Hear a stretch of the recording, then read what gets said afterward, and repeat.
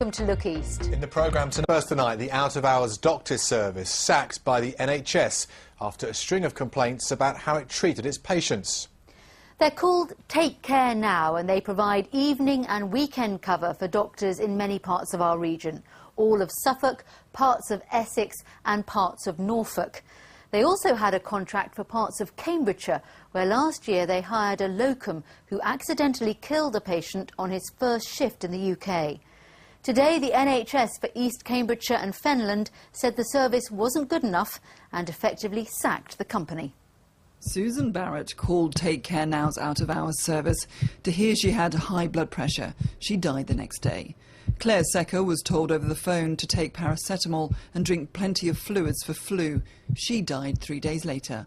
But it was the death of David Gray which has led to NHS Cambridgeshire terminating its contract with the company. One of its doctors injected Mr. Gray with 10 times the normal maximum dose of a pain-killing drug. He died minutes later. His son, who's also a GP, welcomed today's news. No, I mean, it was one of their doctors that killed my father through his ignorance of his of the drug. Also, he'd had no previous experience in NHS work. It was his first shift. He'd had a few hours induction. Dr. Daniel Abani, who speaks little English, gave the injection. He told investigators he was tired after his week working in cosmetic surgery in Germany. Since then, NHS Cambridgeshire says it's carried out 33 unannounced inspections on Take Care Now. Then an NHS watchdog report stressed concerns over unfilled shifts. The following weekend, despite that report, it found further deficiencies. In a statement today, Take Care Now says it's decided not to contest NHS Cambridgeshire's decision to terminate its contract. It couldn't agree on a number of issues relating to the out-of-hours needs of patients in a rural community. While NHS Cambridgeshire has terminated its contract with them, Suffolk says it has no plans to change its out-of-hours service. In Norfolk, they're in regular discussions to ensure the quality of the service. And in Essex, they say they have no evidence that patients are at risk, but will carry out an audit just to check.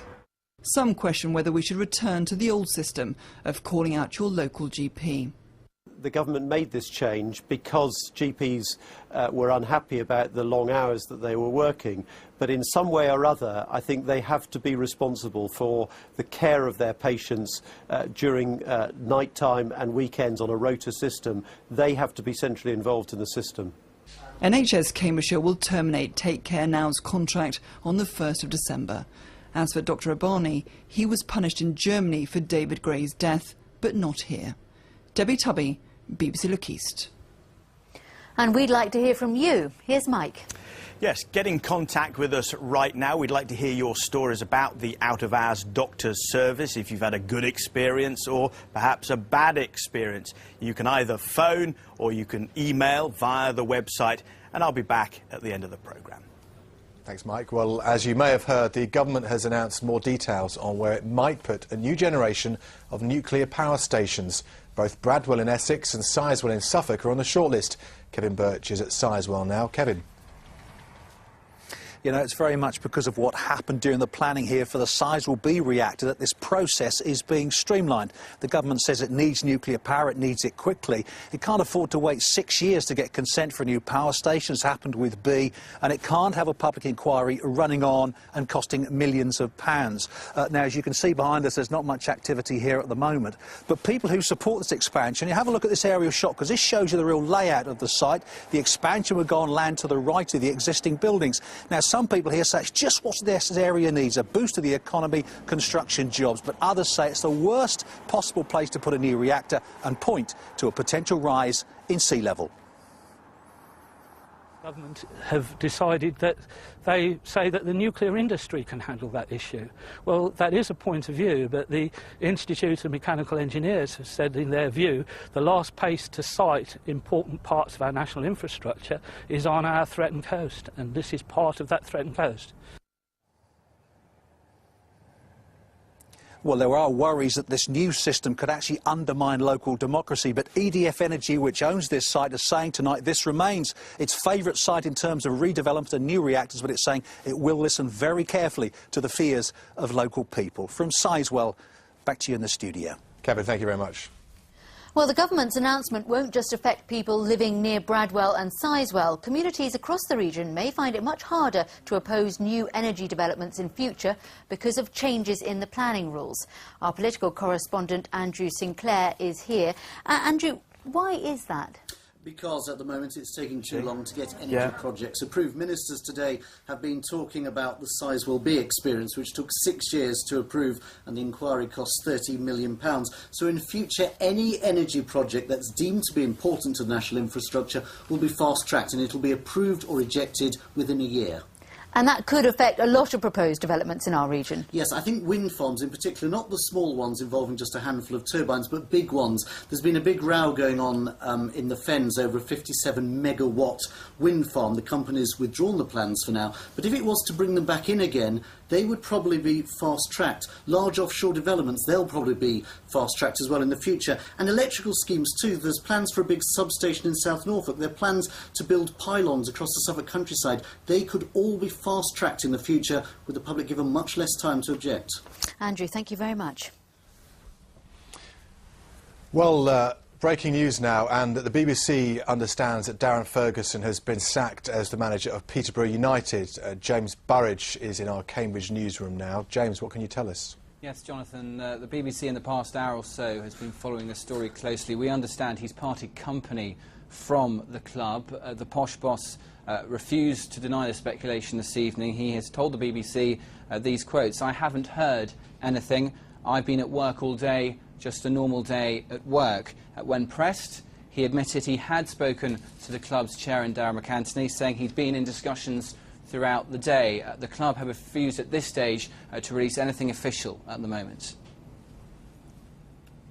Well, James, something of a surprise when Darren Ferguson was appointed some 2.5 years ago. Is it a surprise that he's been sacked now, given that he's just had back-to-back promotions with Peterborough United? This will be a big shock, I think, to posh fans, Jonathan. Just looking at what he's actually achieved since he took charge in January 2007. Back-to-back promotions. Of course, the pressure has come since they've been in the Championship. 5 draws, 2 wins from 16 games. Admittedly, they lost 3-1 at Newcastle, but he was hoping he wasn't going to be judged on that performance. We'll have more on this in the next 24 hours in the East, of course, and on BBC Radio Cambridgeshire this evening. James, thank you very much. We'll have all the action from the Championship and the FA Cup in your part of the region later in the programme. We'll also be celebrating the life of Jimmy Hoseason, the man who made Hoseasons a household name.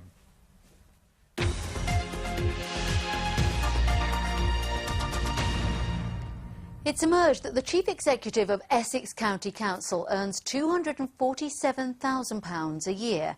Joanna Killian, who's also the boss of Brentwood Borough Council, is one of the highest paid in the country. But the council says her talent justifies her salary. Gordon Brown. As Prime Minister, he earns just under £200,000 a year. Joanna Killian's salary beats that. She's on £247,000. She's the first woman to hold the post, but do taxpayers think her salary's justified? Well, it's right over the top, really, isn't it? There are people working in hospitals for just above the minimum wage. In this day and age when everyone's having to take cutbacks and losing their jobs and things, then, yeah, it does seem a bit excessive, I think. In the current economic climate, salaries are a sensitive subject. Last year, Andrea Hill took up her job as Chief Executive of Suffolk County Council for nearly £220,000 a year. These high salaries are something the Taxpayers Alliance say is unacceptable. Now, Essex Council have told us that she does a very important job, and there's absolutely no doubt about that, and I don't think anyone's trying to say she's not doing a good job. But the fact she's earning more than £50,000 more than the Prime Minister, I think shows we need to get some perspective on the level of Chief Executive pay, not just at Essex, but at many councils around Britain. But the council say Joanna Killian saves taxpayers money, as she's also in charge of Brentwood Borough Council. You have to recognise that you pay for talent in this world, and you pay for it whether it's the BBC and you're paying Jonathan Ross, or whether you're paying a Chief Executive of a county council. She's an incredibly hard-working individual. She probably works 70 to 80 hours a week at least. The council say Joanna Killian's helped them save millions since her employment and will continue to do so. Felicity Simper, BBC Look East, Chelmsford. A Scout leader from Norfolk has admitted 5 counts of sexual activity with a child. 37-year-old